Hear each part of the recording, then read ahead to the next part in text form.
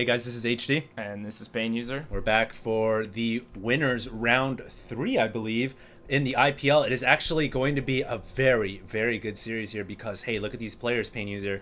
KiWiKaKi and EGIdra. Oh my god. I am so excited right now for this set of games. First game will be on Xel'Naga Caverns, and I'm going to let you take it away from there. Hey, what can I say? Both great players. I'm excited to watch this as well. EGIdra and KiWiKaKi both in peak form right now. KiWiKaKi representing Root, EGIdra representing Team EG. And we're going to have a little PvZ for you guys on Xel'Naga Caverns. I think this is a great map for PvZ, and these are two great players, so yeah, expect an exciting game. Absolutely. Xel'Naga Caverns is a very, very balanced map, in my opinion, for Zerg versus Protoss. The thing about Zerg versus Protoss is really the Zerg has to make sure they get good scouting in, because the Protoss has so many options in the beginning of the game. They can do so many different things. Zerg needs to make sure they stay on top of that. EGIdra, though, I don't really think we need to talk about that at all, because he is really one of the premier Zerg players in the world, having trained in South Korea for many, many months for StarCraft 2. Years, actually, and for Brood War as well.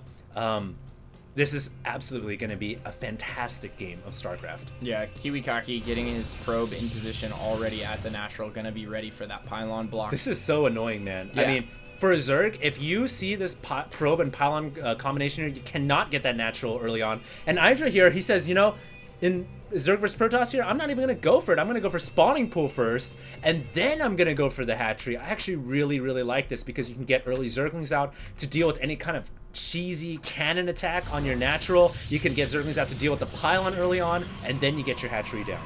Yeah, and EGIdra sending out those 2 drones just to try and deal with that probe, but not going to make that happen as KiWiKaKi throws down that pylon and blocks the natural, so he's going to have to wait for those lings. KiWiKaKi canceling the pylon, realizes it's not needed anymore.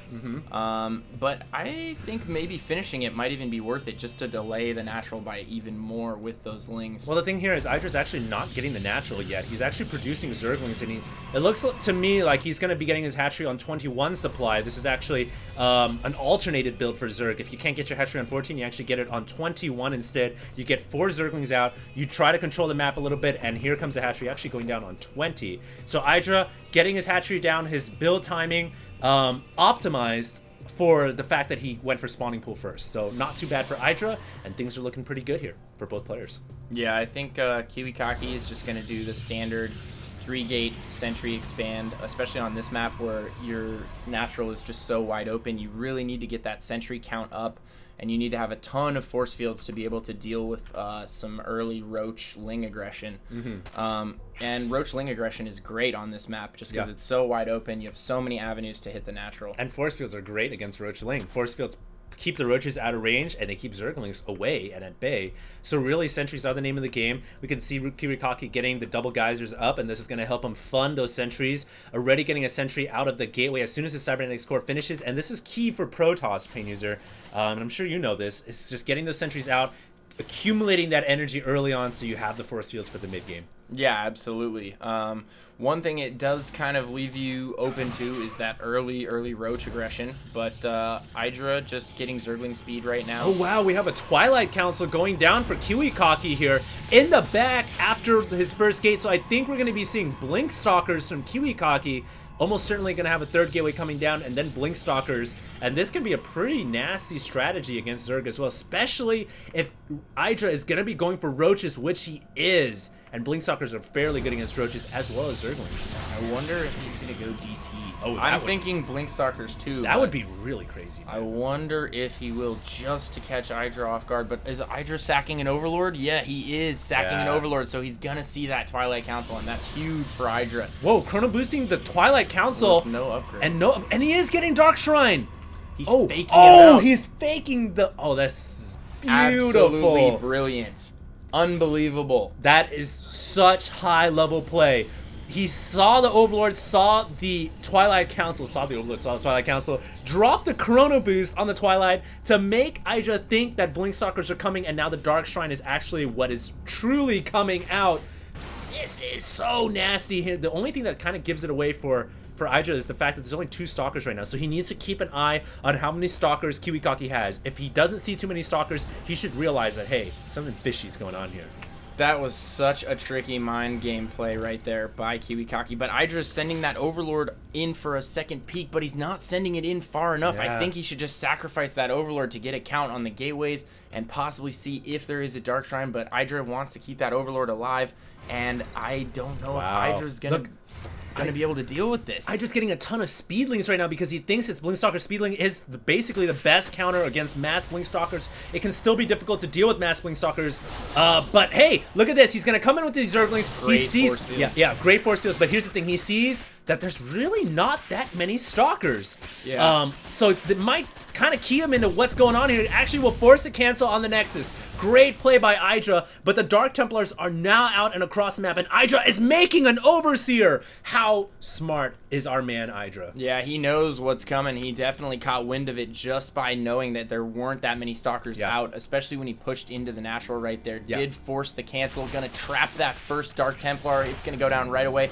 Beautiful. Second Dark Templar getting 3 kills, but it is also gonna go down right away. Not worth it. I think IGiDra is in a great position right now. IGiDra right now has a commanding lead in this game. Because he forced the cancel on this Nexus, the Protoss player KiWiKaKi is leagues and bounds behind the Zerg right now. Zerg can actually afford to go ahead and take the gold if he so pleases, and his queen actually kind of, I don't know what IGiDra's doing. Sometimes when you're Zerg, man, your queens just kind of have a mind of their own and they decide to go off on a little adventure. But really right now, IGiDra's great. I would love to see him maybe tech to ROOTKiWiKaKi because he knows that there's going to be no Colossus whatsoever coming out for KiWiKaKi for a very long time. He may actually, I don't know what he's doing right now. He's droning up, so I would love to see him grab a third here. Yeah, well, to KiWiKaKi's credit, if you go to the income tab, he's actually been doing a great job with probe production. Yeah. He's really not nearly as far behind as I thought he would have been, and he is using those DTs for map control, gonna pick off that queen. I think what IGiDra was trying to do right there was spread Overlord creep and then drop an offensive creep tumor and start creeping KiWiKaKi's side of the map, which is also an awesome little trick. Yeah. And it looks like he's going to start getting Hydras out here, and those are going to be great for dealing with gateway units. Yeah. And it looks like KiWiKaKi is going to transition into Blinkstalkers right now, going to get those weapon upgrades out, and probably going to stick with a heavy gateway composition for a little while. Now here's the thing for KiWiKaKi, PainUser. If he's going to go Blinkstalker, Dark Templar, it's a very potent combination. He has to be able to blink and pick off the Overseers. If he can do that, his DTs are going to be absolutely devastating against a Hydra composition, a pure Hydra composition, because a Dark Templar can 2-hit a Hydralisk. And right now, really, IGiDra only has 1 Overseer. He actually has speed on all these Overlords, which will come in handy. But really, I would like to see IGiDra make a couple more Overseers. He knows Dark Templars are on the map. Changeling actually coming in here to see that KiWiKaKi has grabbed the natural. And he, great job here picking off these Dark Templars. Great job. Yeah, 1 Dark Templar going to try and sneak in the back here. It might be able to get... Oh, this is the one that already had 3 kills. Going to try and sneak in the back, but there's already an Overseer at the back waiting. And IGiDra doing a Ling Hydra push right here, getting a great concave. KiWiKaKi's units are all stuck in the mineral line right there, and those Hydras are just doing work on the gateway units. Yeah. I think IGiDra's going to be able to take the game right here. Yeah, KiWiKaKi here not being able to warp in additional reinforcements. Keep in mind, he's only got 3 warp gates, ladies and gentlemen, which is not enough, I don't think, to deal with this Hydra ball in front of his natural. Beautiful attack right here by IGiDra, really sensing the game timing and knowing when is the best time to attack KiWiKaKi, when is the best time to exploit the Protoss player based on the build that KiWiKaKi went with. And now KiWiKaKi's Nexus could potentially go down. I think it will actually. In the back, the Dark Templar just kind of chilling, not doing anything. And an Observer coming out of the robotics. I was thinking maybe if that was a Colossus, he might have had a chance, but not a Colossus. And nothing to pick off the Overseer, which means these Dark Templars aren't going to be alive for very long. Yeah, the last-ditch effort is the Dark Templar, and the natural is going to go down, and KiWiKaKi calls GG immediately. That was a serious high-level game. I mean, the fake out of the Chrono Boost on the Twilight Council, and then IGiDra realizing, wait, where's all the Stalkers? I'm amazed that IGiDra still got the read on that. That's really impressive. Without scouting the Dark Shrine, he still knew it was coming, preemptively made that Overseer, and even had the Overseer in the back of his natural with the Spine Crawler, waiting for that DT that eventually came around the back. Yeah, that was super smart play by IGiDra, realizing that there's not enough Stalkers, this is just too funky, I'm going to make an Overseer just in case, and boom, it came in handy. The Dark Templar came in right when the Overseer morphed. Brilliant start to this series, and we're going to move on to game 2. Yeah, great game indeed. Stay tuned.